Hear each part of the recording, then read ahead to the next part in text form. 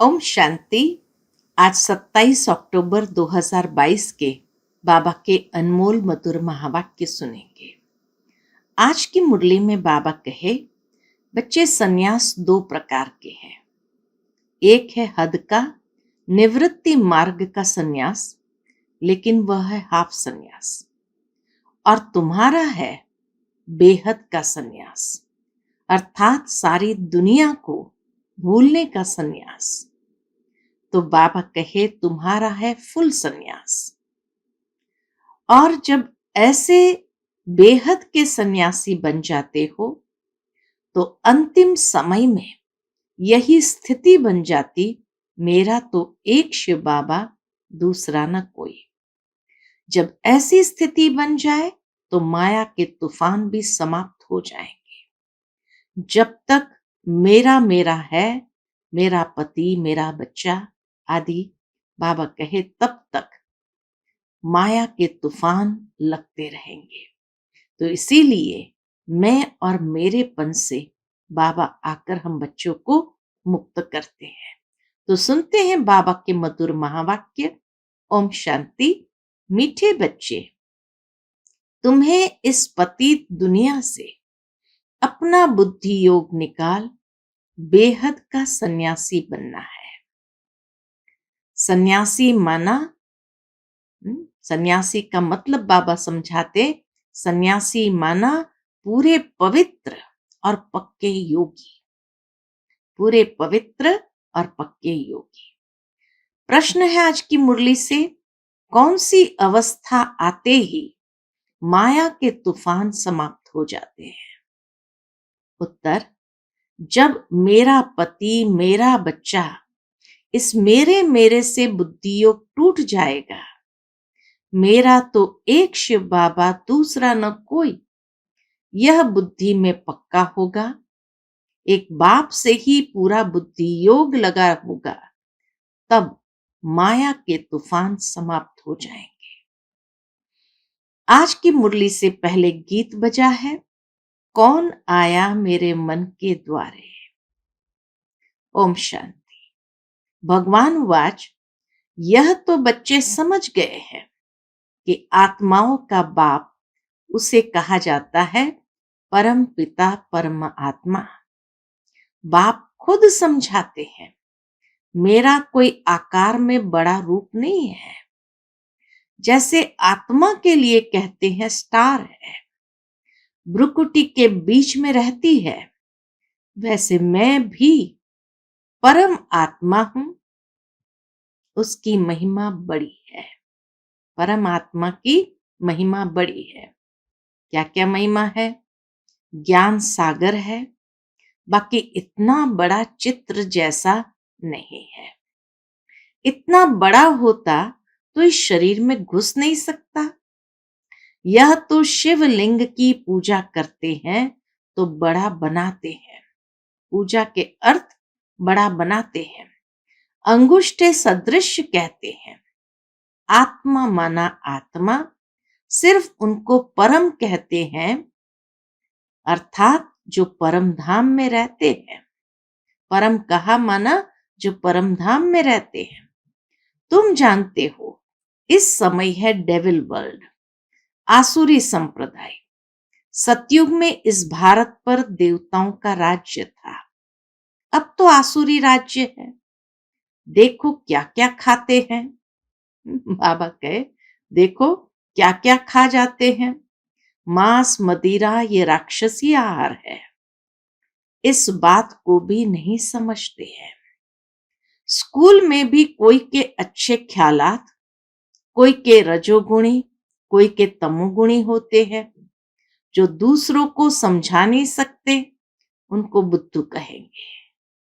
ब्रह्मा कुमार कुमारियों में भी नंबरवार महारथी, घोड़ेसवार, प्यादे होते हैं। बाबा कहे, बहुत है। महारथी, घोड़ेसवार, प्यादे बहुत है, जो अच्छी रीति समझा नहीं सकते हैं। ज्ञान पूरा न होने कारण क्या करेंगे? डिससर्विस करते हैं। जितना जिसमें ज्ञान है उतना समझाएंगे। नंबरवार तो है, कहाँ भूले भी करते हैं। बच्चों को नशा होना चाहिए कि हम तो देवता बन रहे हैं। बाप खुद कहते हैं, मैं पतितों की दुनिया में आता हूं। सतयुग में यही नारायण था, अब फिर इनके तन में आया हूं। इनको ही नर से नारायण बनाता हूं। नंबर 1 पूज्य भी यह था, अब नंबर 1 पुजारी भी यह बना है।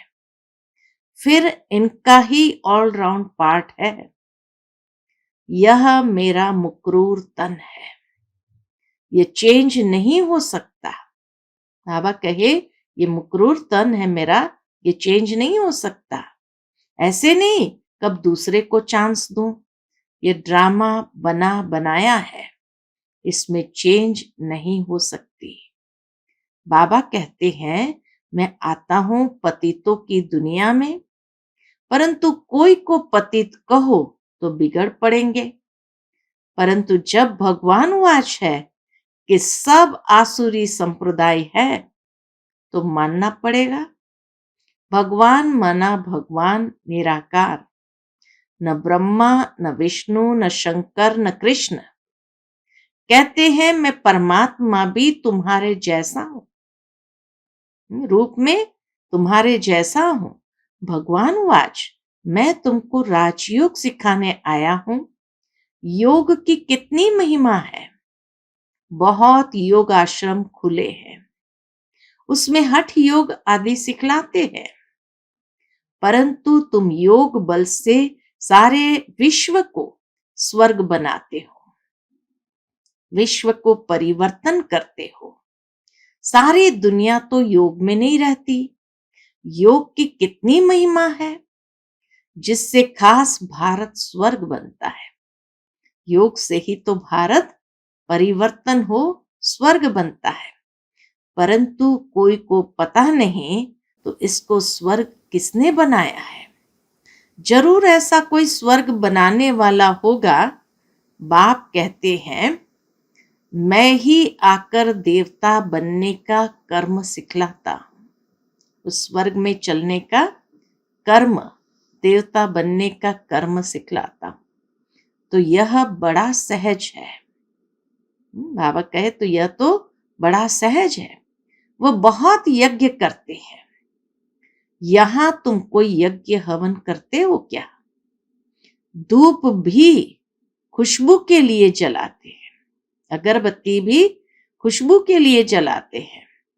बाकी यहां कर्म कांड की कोई बात नहीं।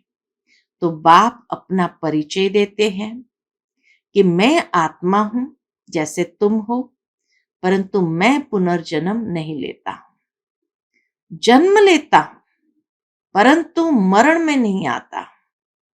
मेरी जयंती मनाते हैं। मैं इस तन में पढ़ाने के लिए आता जाता रहता हूं। बाबा ब्रह्मा बाबा के तन में पढ़ाने के लिए आता जाता रहता है, तो इसको मृत्यु नहीं कहेंगे।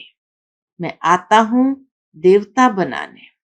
अब जो आकर पढ़ेंगे, पढ़ेंगे भी वही जिन्होंने कल्प पहले पढ़ा होगा।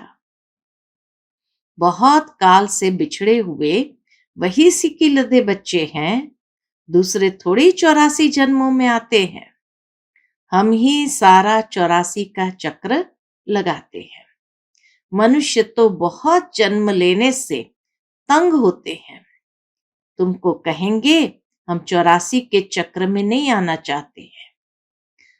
परंतु हम कितने पहलवान हैं जो और ही खुश होते हैं। हम इस 84 के चक्र को याद करते करते चक्रवर्ती राजा बन जाते हैं।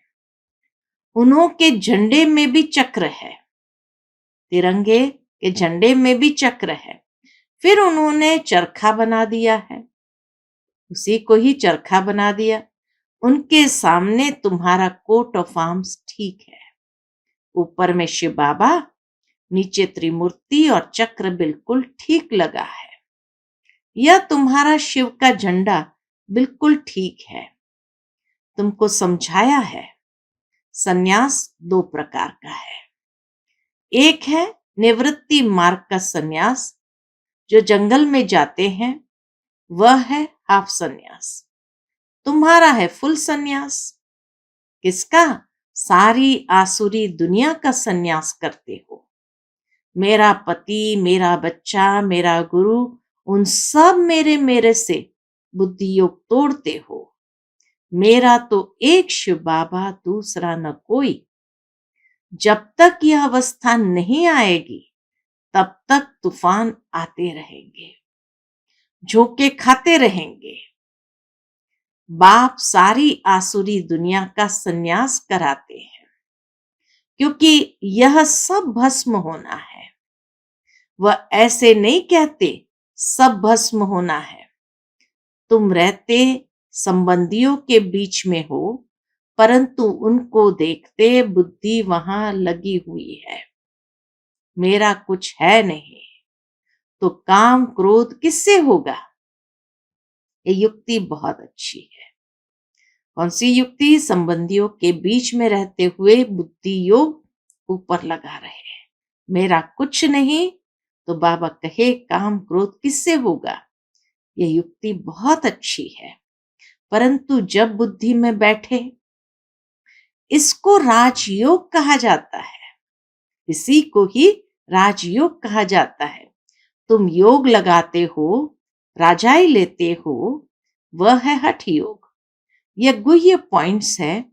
योगी तो दुनिया में बहुत है, परंतु बाबा कहते हैं एक का भी मेरे से योग नहीं है। योगी बहुत है, लेकिन एक का भी बाबा से योग नहीं है। मेरे बदले किस किस से योग है? मेरे बदले मेरे निवास स्थान ब्रह्म तत्व से योग है। जैसे भारतवासी अपने निवास स्थान हिंदुस्तान को अपना धर्म समझ बैठे हैं, हिंदुस्तान से हिंदू धर्म निकला तो अपना ही धर्म समझ बैठे हैं, वैसे वह भी अपने को ब्रह्म का बच्चा समझते हैं। बच्चे भी नहीं कहते। बाप बच्चा कहे तो फिर वर्षा चाहिए, इसलिए बच्चा भी नहीं कहते। वह तो कहते कि तत्व में लीन होंगे। बाबा को तो अनुभव है।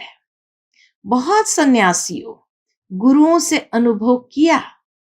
ब्रह्मा बाबा ने बहुत सारे सन्यासियों, गुरुओं से अनुभव किया। अर्जुन को भी दिखाते हैं, बहुत गुरु थे। तुम सब अर्जुन हो। इस समय सारी दुनिया पर रावण का राज्य है, सारी दुनिया लंका है। एक सिलोन का बेट, यानी एक सिलोन का द्वीप लंका नहीं है, वह हद की लंका है। परंतु बेहद की लंका तो सारी दुनिया है। अब सारी दुनिया पर रावण का राज्य है। राम के राज्य में इतने मनुष्य नहीं थे। जब राम राज्य है तो रावण राज्य नहीं है। कहां चला जाता है रावण राज्य? कहां चला जाता है? नीचे पाताल में चला जाता है।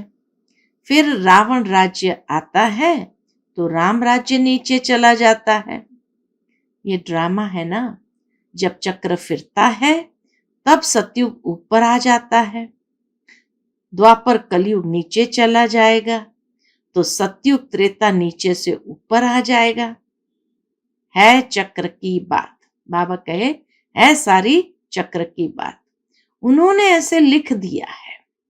बाकी कोई सागर में नहीं चला जाता है, वह सागर से निकल नहीं आता है। बाप समझाते हैं, ये बड़ी गुह्य समझने की बातें हैं। इसमें पवित्रता है फर्स्ट, इसमें पवित्रता है फर्स्ट, और दूसरा योग पक्का चाहिए। इसलिए बाबा ने स्लोगन दिया था, पवित्र बनो योगी बनो। तो इसमें पवित्रता है फर्स्ट और योग पक्का चाहिए। इसको कहा जाता है कंप्लीट सन्यास। यह है कंप्लीट सन्यास। इस दुनिया से बुद्धि योग खलास। यह बातें तुम्हारे में भी कोई समझते होंगे। सब समझे तो ज्ञान गंगा बन जाए। छोटी नदी बने, कैनाल्स बने, अच्छा तुक्का बन घर में सुनाए, छोटा सा तालाब बनकर घर में सुनाए तो भी समझे कि कुछ समझा है, परंतु घर में भी नहीं बता सकते। बाप कहते हैं कि कैसा भी गरीब हो परंतु घर में गीता पाठशाला खोल सकता है। कैसा भी गरीब हो, बाबा कहे घर में गीता पाठशाला खोल सकते हैं। भले एक ही कमरा हो, कितना बाबा ऑफर करते हैं, भले एक ही कमरा हो, उसमें खाते पीते सोते हो, अच्छा काम उतार, सफाई कर, फिर यह क्लास लगाओ। 3 पैर पृथ्वी में इतनी बड़ी हॉस्पिटल खोल सकते हो। शाहूकार की बातें छोड़ो, बाप तो गरीब निवास है ना। शाहूकार तो बोलते हैं कि हमें तो यहाँ ही स्वर्ग है। तो बाबा कहते, अच्छा तुम अपने स्वर्ग में खुश रहो, मैं तुमको क्यों दूं? दान भी गरीबों को दिया जाता है। बड़ा आदमी तो यहाँ जमीन में बैठने से क्या होगा, चमकेंगे। तो बाबा कहते हैं कि भल अपने महलों में रहो, मेरे पास तो गरीब आए जो अच्छी तरह पढ़े। अगर दूसरे को नहीं सुना सकते तो छोटा तालाब भी नहीं ठहरे। इसलिए बाबा कहे छोटा तालाब ही बन जाओ जो कम से कम किसी को कुछ तो सुना सको। तुमको तो बड़ी नदी बनना है, मम्मा बाबा को फॉलो करना है, परंतु घर में भी नहीं सुना सकते तो क्या कहेंगे? तो बाबा कहे चुल्लू पानी, यानी हथेली में पानी की तरह भी नहीं ठहरे। इसलिए कहते हैं ना चुल्लू भर पानी, हाथ में जितना पानी आता है उतना भी नहीं ठहरे किसी को अगर ज्ञान नहीं सुनाया तो। बाबा को तो मजा आएगा ज्ञान गंगाओं के सामने।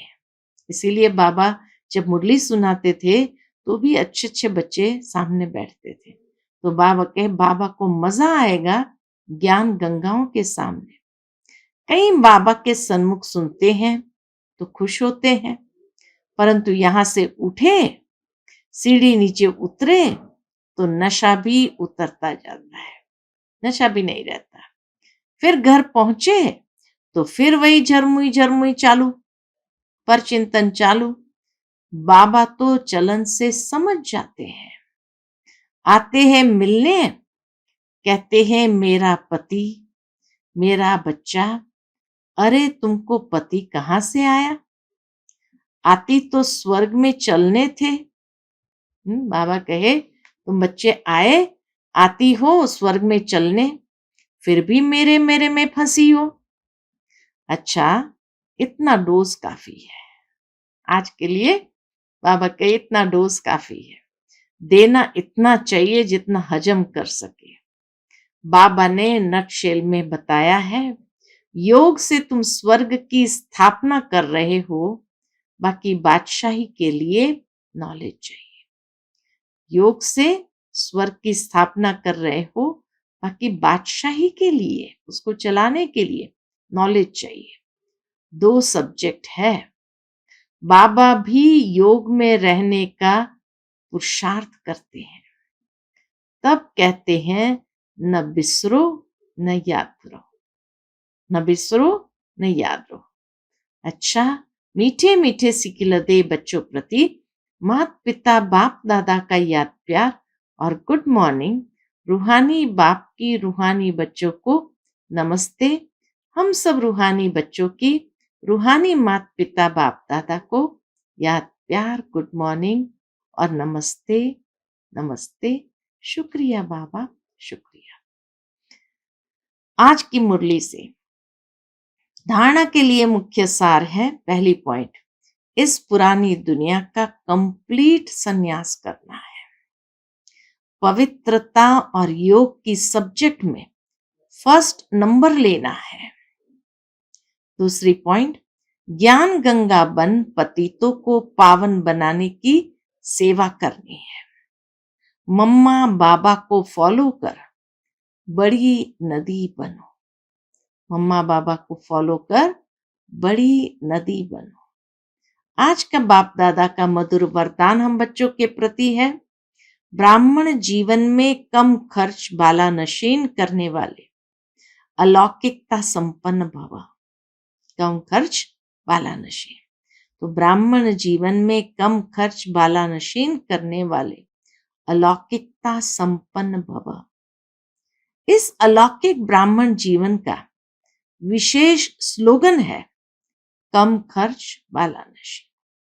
खर्चा कम हो लेकिन प्राप्ति शानदार हो। खर्चा कम हो लेकिन प्राप्ति कैसी हो? शानदार ब्राह्मण जीवन की हो, शानदार हो, अर्थात रिजल्ट अच्छे ते अच्छी हो। अलौकिकता संपन्न जीवन तब कहेंगे जब बोल में, कर्म में खर्च कम हो, कम समय में काम ज्यादा हो, कम बोल में स्पष्टीकरण ज्यादा हो, संकल्प कम हो लेकिन शक्तिशाली हो। इसको कहा जाता है कम खर्च बाला नशीन।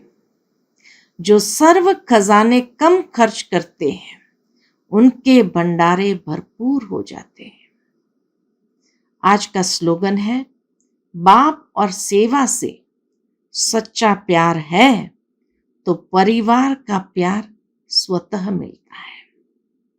बाप और सेवा से सच्चा प्यार है तो परिवार का भी प्यार स्वतः मिलता है।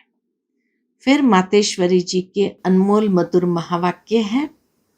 अब यह जो शिरोमणि गीता में भगवान वाच है, बच्चे जहां जीत है वहां मैं हूं। यह भी परमात्मा के महावाक्य है। पहाड़ों में जो हिमालय पहाड़ है उसमें मैं हूं, और सांपों में काली नाग में मैं हूं। इसलिए पर्वत में ऊंचा पर्वत कैलाश पर्वत दिखाते हैं, और सांपों में काली नाग। तो इससे सिद्ध है कि परमात्मा अगर सर्व सांपों में केवल काले नाग में है तो सर्व सांपों में उसका वास नहीं हुआ ना। अगर परमात्मा ऊंचे ते ऊंचे पहाड़ में है, वो या नीचे पहाड़ों में नहीं है। और फिर कहते हैं, जहां जीत वहां मेरा जन्म, गोया हार में नहीं हूं। अब यह बातें सिद्ध करती है कि परमात्मा सर्वव्यापी नहीं है। एक तरफ ऐसे भी कहते हैं और दूसरे तरफ ऐसे भी कहते हैं कि परमात्मा अनेक रूप में आते हैं। जैसे परमात्मा को 24 अवतारों में दिखाया है, कहते हैं कच्छ मच्छ आदि सब रूप परमात्मा के हैं। अब यह है उन्हों का मिथ्या ज्ञान। ऐसे ही परमात्मा को सर्वत्र समझ बैठे हैं, जबकि इस समय कलयुग में सर्वत्र कौन है? माया ही व्यापक है। तो फिर परमात्मा व्यापक कैसे ठहरा? गीता में भी कहते हैं कि मैं फिर माया में व्यापक नहीं हूं। इससे सिद्ध है कि परमात्मा सर्वत्र नहीं है। फिर दूसरी पॉइंट मम्मा ने समझाई है।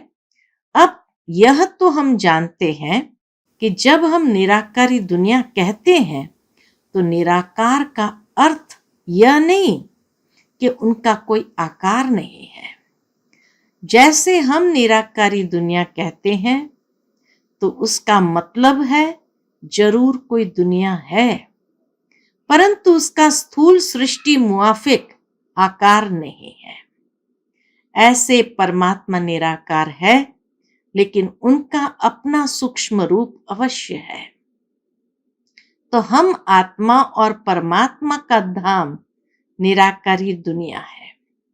जब हम दुनिया अक्षर कहते हैं तो इससे सिद्ध है वो दुनिया है और वहां रहते हैं, तभी तो दुनिया नाम पड़ा।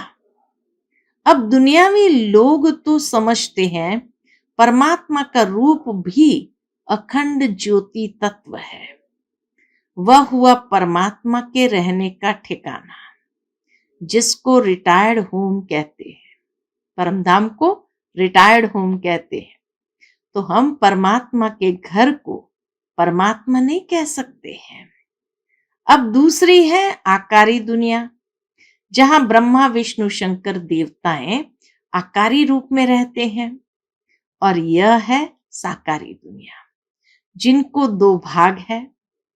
साकारी दुनिया जिनके दो भाग है, एक है निर्विकारी स्वर्ग की दुनिया, जहां आधा कल्प सर्वदा सुख है, पवित्रता और शांति है। दूसरी है विकारी कलयुगी दुख और अशांति की दुनिया। अब वो दो दुनियाएं क्यों कहते हैं? क्योंकि यह जो मनुष्य कहते हैं स्वर्ग और नरक दोनों परमात्मा की रची हुई दुनिया है, इस पर परमात्मा के महावाक्य है, बच्चे मैंने कोई दुख की दुनिया नहीं रची, जो मैंने दुनिया रची है वह सुख की रची है। अब यह जो दुख और अशांति की दुनिया है, वह मनुष्य आत्माएं अपने आप को और मुझ परमात्मा को भूलने के कारण ये हिसाब किताब भोग रहे हैं। बाबा कहे वो मनुष्य आत्माएं अपने आप को और मुझ परमात्मा को भूलने के कारण ये हिसाब किताब भोग रहे हैं। बाकी ऐसे नहीं, जिस समय सुख और पुण्य की दुनिया है वहां कोई सृष्टि नहीं चलती। हाँ, अवश्य जब हम कहते हैं कि वहां देवताओं का निवास स्थान है, तो वहां सब प्रवृत्ति चलती थी, परंतु इतना जरूर था, बाबा कहे परंतु इतना जरूर था, वहां विकारी पैदाइश नहीं थी। सत्युग त्रेता में विकारी पैदाइश नहीं थी, जिस कारण इतना कर्म बंधन नहीं था।